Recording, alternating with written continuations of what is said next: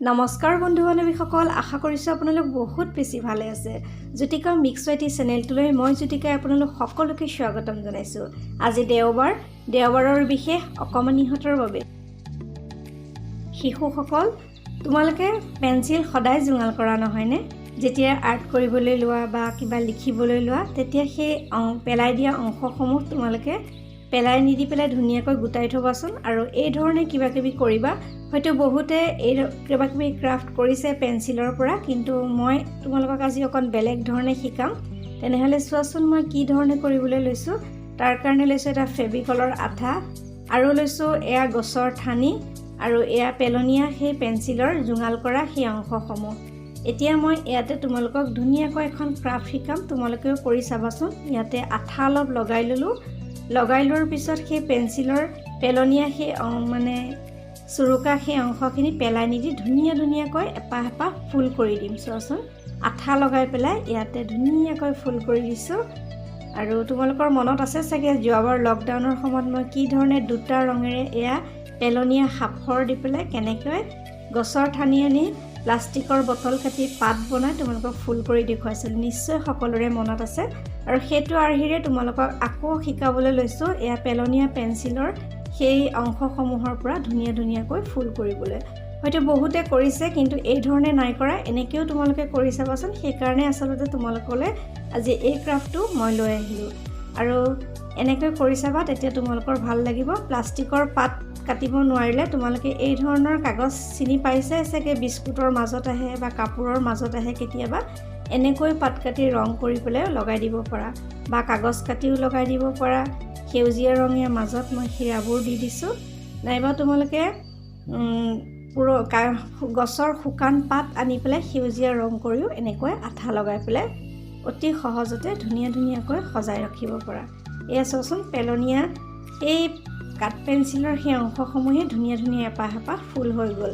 ইয়াতে তোমালোকে ৰং কৰিও ল'ব পাৰা, তেতিয়া ৰঙা নীলা হালধীয়া ফুলো হ'ব। সেইটো তোমালোকে লাহে লাহে কৰিব পাৰিবা। মই তোমালোকক আৰ্হিটো দি দিছোঁ।